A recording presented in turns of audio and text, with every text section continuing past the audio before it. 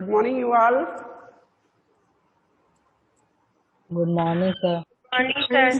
Good morning, you all. इससे पहले जो हम आपका एक्सरसाइज डिस्कशन चल रहा था वो लेटेस्ट गाइड 2.4 ये डिस्कस कर रहे थे हम लोग, जिसमें हमने आपका point number K1 and S1 ये पॉइंट आपका क्लियर कराया गया था। S1 में करना क्या था, आपको क्रॉस मल्टीप्लिकेशन मेथड का यूज करना है टू सॉल्व दिस क्वेश्चन, यानी इन क्वेश्चंस को सॉल्व करने के लिए हमें ओनली क्रॉस मल्टीप्लिकेशन मेथड का ही यूज करना है। ओके,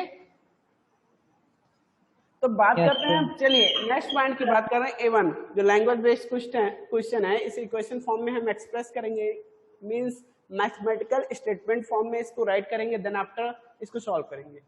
इन्होंने कहा sir in a fraction the denominator is 5 more than the numerator when 3 is added to the numerator and 1 is added to the denominator, the simplest form of the fraction is 2/3. Find the original fraction.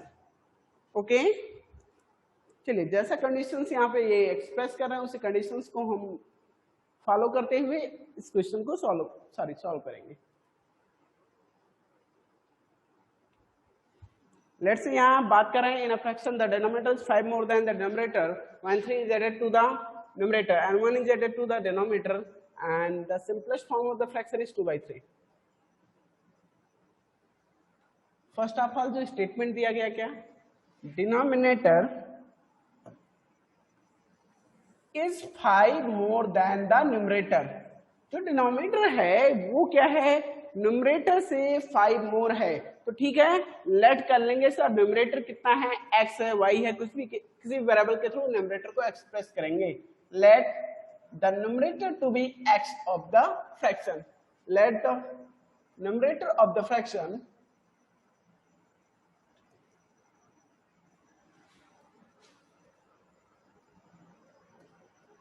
Numerator of fractions be x। ऐसा मान लिया हमने कि जो numerator वो कितना है, x है। Then denominator according to question, denominator की बात इन्होंने किया है कि sir denominator is 5 more than the numerator. तो यहां से हम डिनोमिनेटर इज इक्वल टू अगर राइट करना चाहें तो क्या राइट करेंगे सर, इससे 5 मोर होना चाहिए न्यूमरेटर से, तो x प्लस 5 हो जाएगा। Okay, yes sir. So fraction is equal to क्या हो जाएगा, so fraction is equal to अगर राइट करना चाहें तो फ्रैक्शन मींस क्या होता है, न्यूमरेटर अपॉन डिनोमिनेटर। भाई न्यूमरेटर कितना है, x है, और डिनोमिनेटर क्या है, x प्लस 5। ये फ्रैक्शनल फॉर्म हो गया इसका, बात समझ में आ रही है, ये क्या हो गया इसका fractional form. Yes x plus 5 sorry x upon x plus 5। चलो अब क्या करा, सेकेंड स्टेटमेंट क्या है इसका, when 3 is added to the numerator and 1 is added to the denominator, the simplest form of the fraction is 2/3. Beta when 3 is added to the numerator and 1 is added to the denominator, the simplest form of the fraction is 2/3. ये इन्होंने बताया, simplest form of the fraction is 2/3। क्या होता है, जब हम numerator में 3 add कर देते हैं और डिनोमिनेटर में 1 ऐड करते हैं। तो अकॉर्डिंग टू द क्वेश्चंस, यहाँ पे हम क्वेश्चंस के स्टेटमेंट को फॉलो कर रहे हैं, तो यहाँ पे राइट करेंगे अकॉर्डिंग टू द क्वेश्चंस।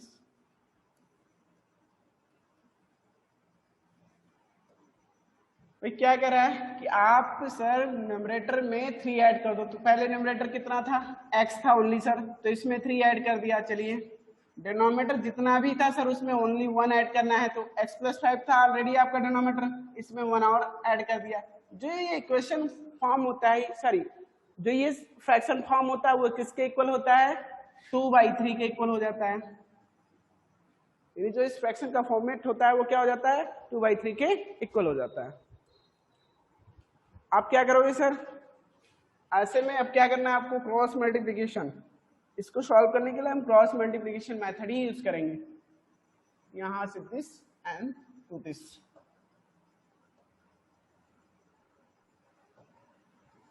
अब बात कर लें सर इसके लिए क्या करेंगे, देखिए 3 इंटू एक्स क्या हो जाएगा, 3x सर 3 3 जा 9 is equal to 2 into x plus 6 मतलब एग्जैक्टली यहाँ पे 5 + 1 इसको क्या राइट किया गया 6, तो 2 इंटू एक्स इसको क्या हो जाएगा 2x, और 2 6 जा 12। बात समझ में आ रही है ना, मैंने डायरेक्ट कर दिया।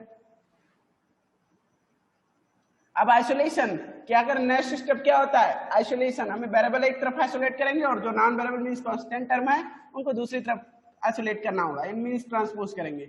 यहाँ से 3x ये minus plus 2x that side transpose हो जाएगा, तो -2x इज इक्वल टू यहाँ पे 12 ऑलरेडी लाई कर रहा है, ये +9 ट्रांसपोज हो जाएगा तो क्या हो जाएगा -9। Now x is equal to 3। Sir x की वैल्यू हमने फाइंड कर लिया, और x ये हमने माना क्या था, हमने x ही तो माना था सर न्यूमरेटर को।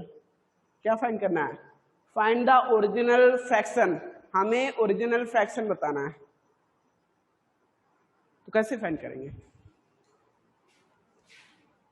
अपने x इसका न्यूमरेटर हो गया, डिनोमिनेटर कितना हो गया सर, न्यूमरेटर इक्वल टू अगर राइट करें तो x + 5 = 5 अगर हम + न्यूमरेटर की = बात 8। करें तो न्यूमरेटर इक्वल टू कितना हो जाएगा अकॉर्डिंग टू आवर एजम्पशन, यानी हमारे मानने के हिसाब से सर x ही है, और x आया कितना 3, न्यूमरेटर हो गया।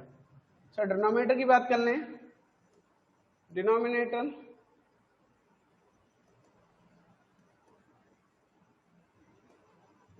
सर डिनोमिनेटर कितना x + 5, x + 5 means 3 + 5 is equal to 8, यानी ये आपका फ्रैक्शन सॉरी न्यूमरेटर हो गया, ये denominator, so fraction is equal to कितना हो जाएगा, सो फ्रैक्शन जो ओरिजिनल फ्रैक्शन फॉर्म होगा वो क्या होगा, numerator divide by denominator means 3/8, ये इसका ओरिजिनल फ्रैक्शन हो गया।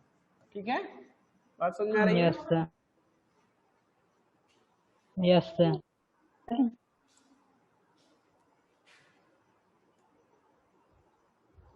करना क्या था, बस जैसा स्टेटमेंट है उसी को फॉलो करना था, और बाकी आपने सॉल्व सीखा ही है, ट्रेडिशनल वे जो आपका होता है सॉल्व करने का वो आपने सीखा ही है क्वेश्चन को। ठीक है, यहाँ पे ये देखिए मेन कॉन्सेप्ट जो यूज किया गया क्रॉस मल्टीप्लिकेशन मेथड है ना, यहाँ पे हमने क्या किया क्रॉस मल्टीप्लिकेशन मेथड का यूज किया इसमें, तो इसी को यूज करना था। उसके बाद आपका आइसोलेशन किया गया, आइसोलेशन आफ्टर एक्स की वैल्यू आ गई, और एक्स की वैल्यू जो आ गई उससे हमने न्यूमरेटर और डिनोमिनेटर को डिफाइन कर लिया।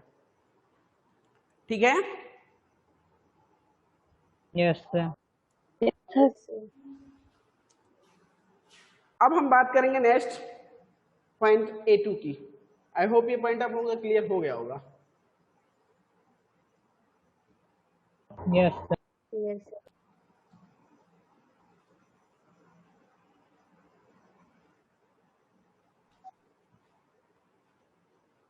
बेटा जी इसमें देखिए पॉइंट नंबर A2 का जो स्टेटमेंट है क्या कर रहे हैं,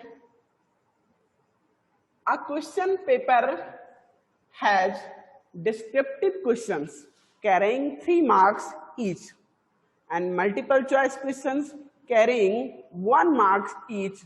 There are 24 questions in all and the total marks of the paper is 50. Find the number of questions that carry 3 marks. Means हमें डिस्क्रिप्टिव क्वेश्चंस के number of descriptive questions find करने हैं। क्या फाइंड करना है हमें, नंबर ऑफ डिस्क्रिप्टिव क्वेश्चन, यानी जिसमें हमें डिस्क्राइब करना होता है। मल्टीपल चॉइस क्वेश्चन नहीं है, वो आपका डिस्क्रिप्टिव है, उसमें बहुत कुछ डिस्क्राइब करके देन राइट करना है। तो ऐसे कितने नंबर ऑफ क्वेश्चंस हैं जिनको 3 मार्क्स जिनके लिए अवार्ड किया गया है। तो आप जानते हो कहां से स्टार्ट होगा ये क्वेश्चन, भाई टोटल नंबर ऑफ क्वेश्चंस कितने हैं पेपर में, there are 24 question in all, in all 24। तो total number of questions clear है सर। 24. अब हमें ये नहीं पता सर, और हमें ये पता है कि इसमें 2 ही टाइप के क्वेश्चंस हैं, या तो डिस्क्रिप्टिव क्वेश्चंस आए हुए हैं या मल्टीपल चॉइस क्वेश्चन आए हुए हैं। जिनके लिए डिस्क्रिप्टिव क्वेश्चंस के लिए मार्क अवार्ड किया गया 3 मार्क्स, और आपका जो मल्टीपल चॉइस क्वेश्चन है उसके लिए मार्क्स अवार्डेड है ओनली 1 मार्क्स। ठीक है, अब बात कर रहे हैं सर, तो ऐसे में करेंगे क्या, तो करना क्या, कहां से स्टार्ट करेंगे, लेट करेंगे, इसमें से किसी एक को तो मान लो, हमें नहीं पता, दोनों ही अननोन है अभी लग रहे हैं, केवल हमें total number of questions clear हैं, हमें ये नहीं पता कि डिस्क्रिप्टिव क्वेश्चंस कितने हैं। और चलो ठीक है मैं बताता हूँ कैसे, मान लो ना किसी एक को मान लो, late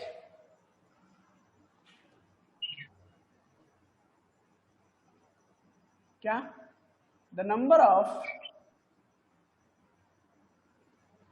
descriptive questions that carry 3 marks to be x. हम ये मान लेते हैं कि जो डिस्क्रिप्टिव क्वेश्चन है, let the number of descriptive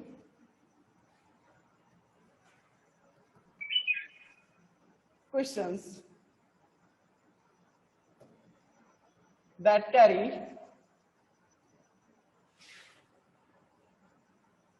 3 marks be x। हमने क्या मान लिया बेटे जी, ऐसे कितने डिस्क्रिप्टिव क्वेश्चंस हैं जो 3 मार्क्स कैरी करते हैं? सर x क्वेश्चंस हैं, कितने? x। अब हम बात करेंगे so multiple number of multiple choice questions. So और देन कुछ भी कर सकते हैं, then number of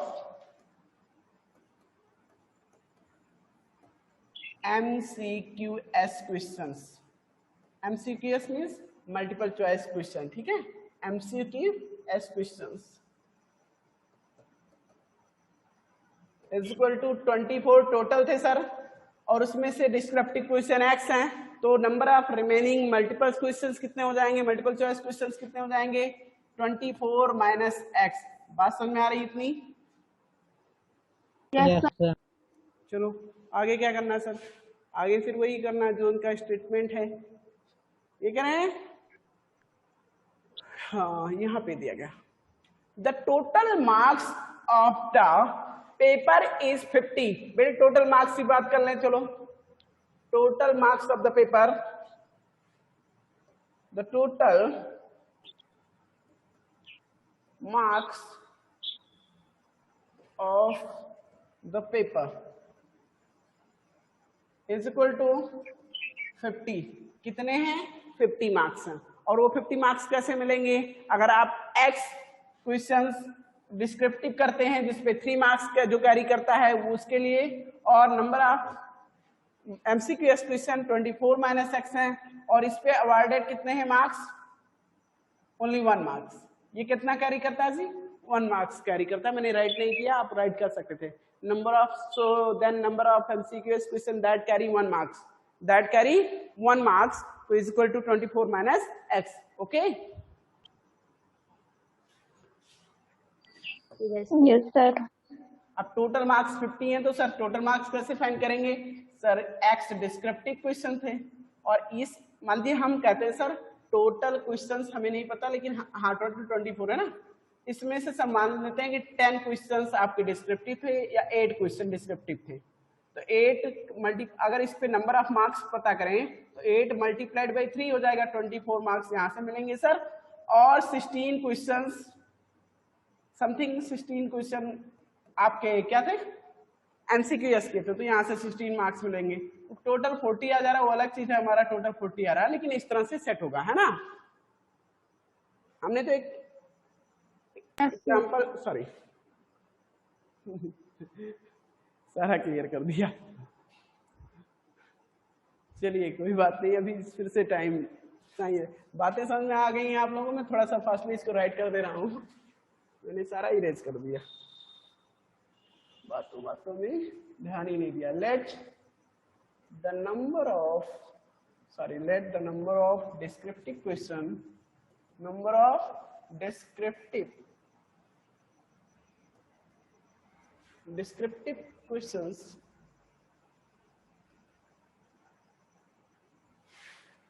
be x that carry 3 marks। Okay, then number of MCQS questions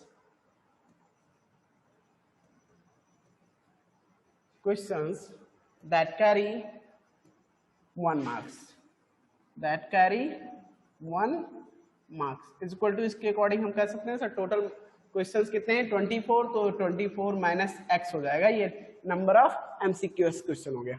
अब बात करते हैं टोटल मार्क्स की। Total marks of the paper. बेटा जी total marks of the paper sir 50 है। 50 मार्क्स का पेपर था जिसमें 3 जो डिस्क्रिप्टिव क्वेश्चंस हैं वो कितने हैं, x हैं। तो यहाँ से x और इसमें मार्क्स कितने मिलेंगे सर, 3 मार्क्स क्वेश्चंस हो गए। और नंबर ऑफ क्वेश्चंस MCQs के कितने हैं, 24 माइनस x, और इसमें मार्क्स ओनली 1 मार्क्स आता है, is equal to total marks कितना हो गया, 50। बात समझ में आई? Yes sir. अब चलिए सर 3 इंटू एक्स 3x हो जाएगा, और ये तो आपको 1 से मल्टीप्लाई करने पर कोई इफेक्ट होगा नहीं, तो 24 minus x is equal to 50। Now देखिए इसमें सोल्यूशन केवल आप इसको ट्रांसपोज कर दीजिए इस कांस्टेंट टर्म को, यहाँ 3x minus x is equal to 2x remains होगा इज इक्वल टू 50, ये प्लस दैट साइड ट्रांसफर हो जाएगा minus 24। Now x is equal to ये 2 मल्टीप्लाई में दैट साइड ट्रांसपोज हो जाएगा तो डिवाइड हो जाएगा, यानी 26 यहाँ रिमेंस होगा, divide by 2 is equal to 13। बेटा जी अब यहाँ पे ये चीज क्लियर हो गया, x क्या हमने माना था। चलिए हम देख लेते हैं अपने जंक्शन में हमने क्या माना था x को। x हमने माना था किसको, नंबर ऑफ डिस्क्रिप्टिव क्वेश्चंस, और यही बताना था सर डिस्क्रिप्टिव क्वेश्चंस कितने हैं। So number of descriptive questions is 13। Okay, number of descriptive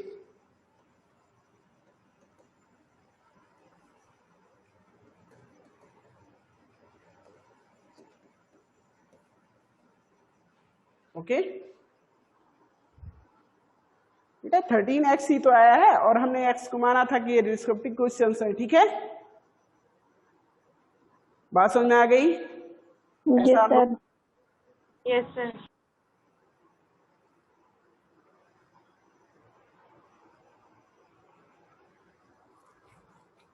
चलिए हम नेक्स्ट क्वेश्चन की बात करेंगे अब। Any doubt in this question? बेटा किसी कोई दिक्कत तो नहीं है इस पॉइंट, किसी पॉइंट को लेकर?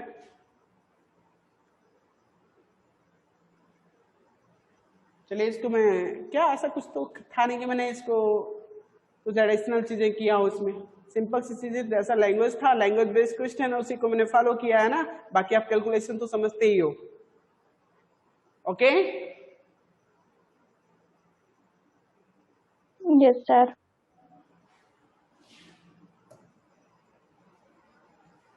Yes, sir.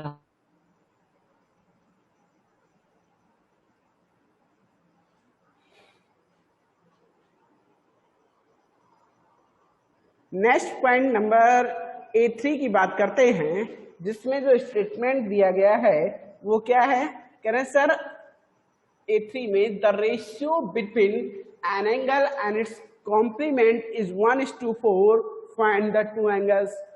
तो बेटा जी ये तो बहुत इजी है, एन एंगल और इट्स कॉम्प्लीमेंट। कॉम्प्लीमेंट क्या होते हैं, कॉम्प्लीमेंट क्या होते हैं भाई, अगर आपसे बोलता है कोई कॉम्प्लीमेंट एंगल्स क्या होते हैं तो क्या होंगे? Sum of two angles that make sum 90 degrees. Okay, the two angles that makes sum of equal to 90 are called complement to each other. Okay, यानी ऐसे एंगल्स जो एक दूसरे को मिलाकर 90 के एग्जैक्ट इक्वल हो जाते हैं सर, वो आपके कॉम्प्लीमेंट एंगल्स होते हैं, ठीक है। अब हम मानते हैं सर इनका रेशियो दिया गया है तो ठीक है, हम बहुत इजी है, चलो कर लेते हैं यहाँ पे। लेट क्या करना है, दिया गया स्टेटमेंट तो उसी को फॉलो करना है। Ratio between an angle and its complement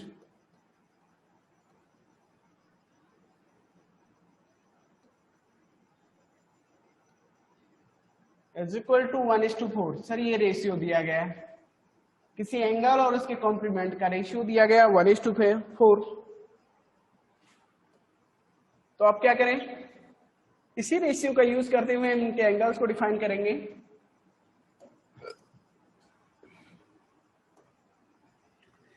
then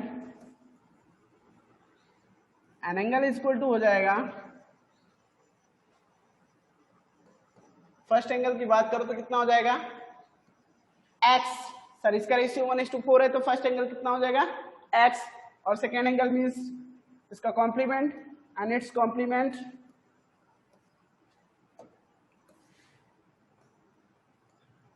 and its complement is equal to कितना हो जाएगा सर, यहां से हम इसके रेशियो के अकॉर्डिंग क्या राइट कर सकते हैं, एक x हो गया तो दूसरा कितना होगा 4x, रेशियो को फॉलो करना है। चलिए वी नो दैट, क्या we know that the sum of complement angle is 90 degree is equal to 90 degree. We know that the sum of two complement angles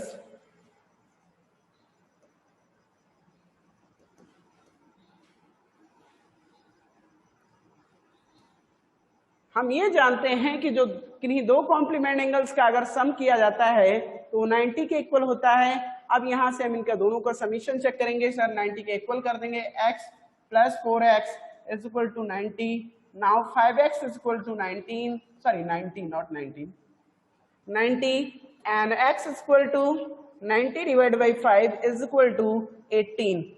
So the value of x is equal to 18. So क्या इन्होंने बताया, ask किया, find the two angles. So first angle is equal to x है ना first angle हमारा, yes sir 18। So first angle is equal to x है तो x means कितना है सर 18 डिग्री, यानी 18 डिग्री हो गया।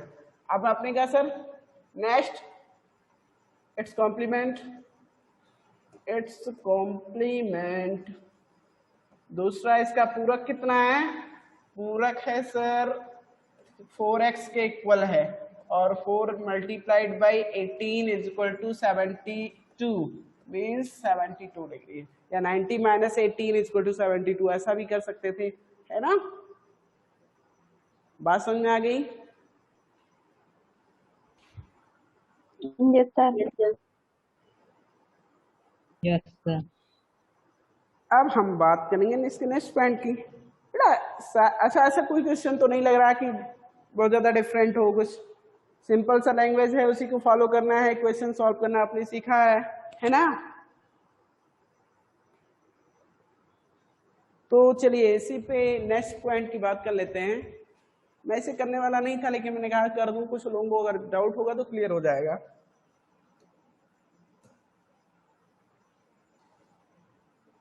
लास्ट पॉइंट A4 की बात कर ले। यहाँ पे जो लास्ट पॉइंट A4 दिया गया है इसमें क्या है sir, a steamer takes 3 hours to travel down streams from one port to another. It takes 12 hours to cover the same distance upstream if the speed of the current of the stream is 3 km/h. Find the speed of the steamer in still water and the distance between the two ports. करना क्या है आपको, बात समझ आ रही है? अच्छा कोई एक बता दीजिए, चलिए इसका लैंग्वेज का थीम क्या है ये बताइए पहले, कुछ चीजें समझ में आ रही हैं आप लोगों को? Yes sir.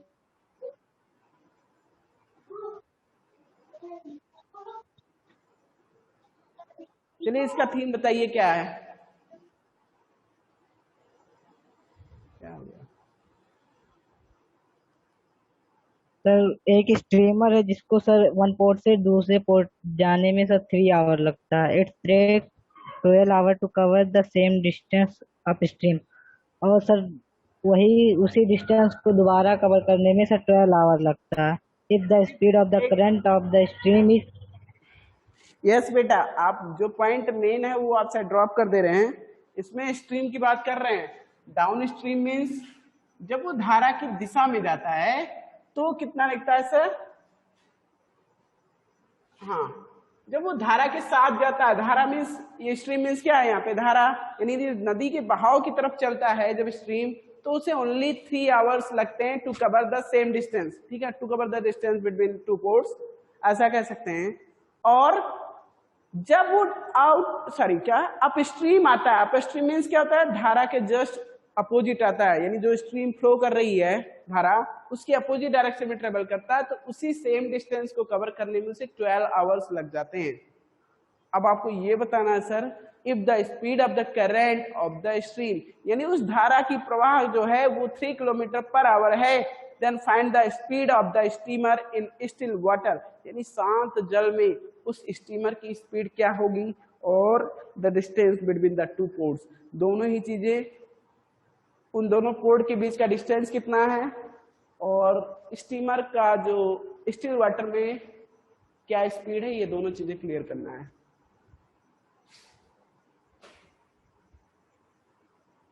चलो कर लेते हैं, स्टीमर से ही स्टार्ट करते हैं। लेट करेंगे, यहां से हमें जो नहीं पता होता उसी को मानो भाई। जिस चीज के बारे में उन्होंने आज किया, सबसे सिंपल कॉन्सेप्ट ये होता है, जो इन्होंने पूछा उसी को आप मान लो। जब भी हम इक्वेशन सॉल्व कर रहे होते हैं वेरिएबल्स के थ्रू, तो ऐसे में आपको जो ना क्लियर हो उसी को हम मान लेते हैं। Let the speed of the steamer in still water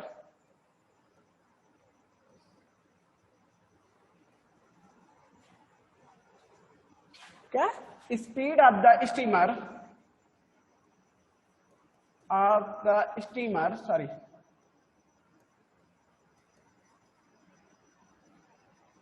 B x in still water.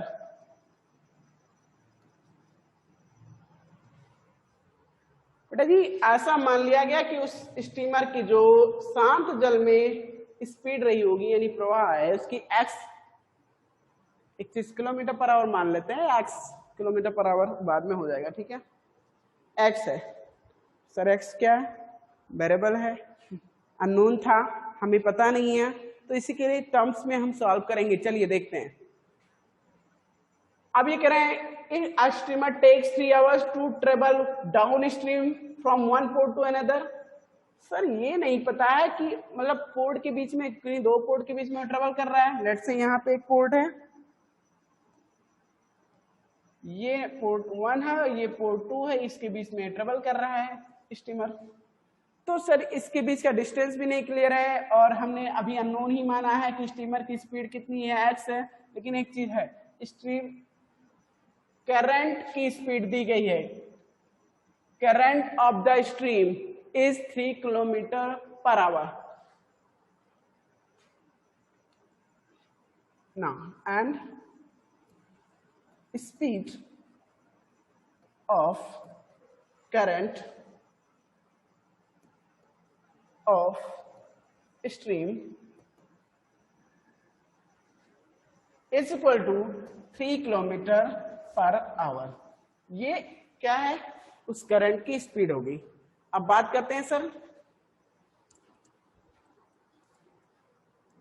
अभी 4 मिनट्स तो हो जाएंगे कुछ। स्पीड ऑफ द करंट अब बात करते हैं sir. Now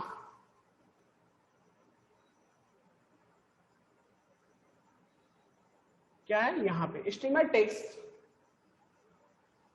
the speed of steamer with downstream, यानी डाउनस्ट्रीम जब होता है, यानी धारा के साथ चल रहा होता है स्टीमर, तो वहां पे हम रिलेटिव मोशन की बात करेंगे। रिलेटिव मोशन क्या होगा? स्टीमर की स्पीड कितनी? एक्स, और एक्स स्टीमर की होगी, और धारा की यानी कि जो करंट फ्लो कर रहा है उसकी स्पीड कितनी? 3। जब दोनों एक साथ एक ही दिशा में फ्लो करेंगे तो क्या हो जाएंगे? प्लस हो जाएंगे। रिलेटिव मोशन की बात करेंगे तो एक दूसरे का जो स्पीड है वो ऐड हो जाएगा, तो यहाँ पे इनकी दोनों की स्पीड मिल जाएगी, x + 3 किलोमीटर पर आवर हो जाएगी ऐसे में, ठीक है, जब डाउन स्ट्रीम होगा। Now the speed of stream with downstream is equal to x + 3। अब सर x+3 है, ओके।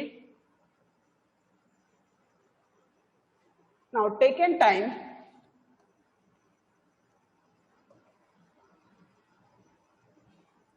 नाउ टेकन टाइम और टेकन टाइम और कवर डिस्टेंस निकाल लेते हैं, चलो।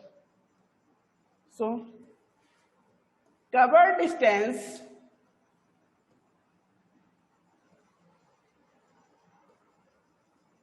by streamer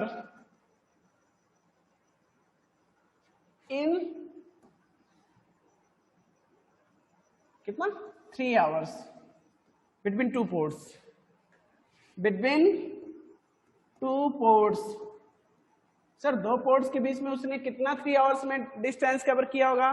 तो आप जानते हो डिस्टेंस इक्वल टू क्या होता है बेटा? बात जब हम डिस्टेंस की कर रहे होते हैं तो डिस्टेंस इक्वल टू होता है speed into time. Sir speed into time होता है, तो स्पीड इनटू टाइम, स्पीड इसकी x+3 थी और टाइम इसको लगा है 3 आवर्स। बात समझ में आ रही है? इतना किलोमीटर का डिस्टेंस हो गया। अगर हम इसे एक्सप्रेस करेंगे तो इन किलोमीटर, ये डिस्टेंस है बिटवीन टू पोर्ट्स। चलिए ठीक है, same as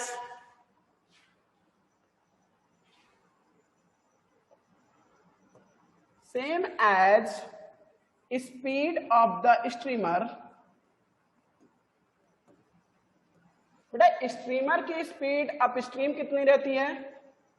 speed of the streamer with up stream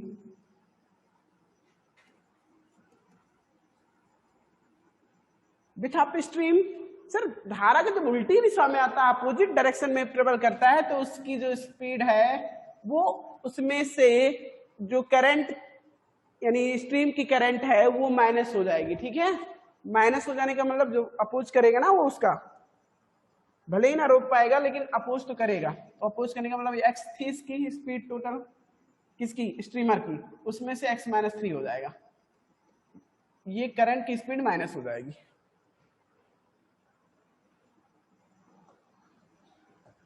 So the distance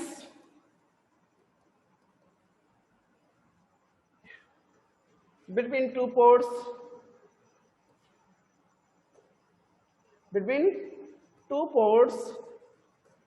that streamer covers in 12 hour, streamer covers in 12 hour with upstream। बात समझ में आ रही है ना? यस बेटा? Yes sir. सॉरी, अब मेरी बात सुनो, शायद टाइम ओवर हो सकता है तो आप लोग फिर से ज्वाइन कर लीजिएगा, ठीक है? इस क्वेश्चन को कंप्लीट करेंगे हम लोग, है ना? Yes sir. अब हम करें, sorry, so the distance between two ports that streamer covers in 12 hour with upstream is equal to, जी डिस्टेंस की बात कर रहे हैं तो distance equal to speed into time.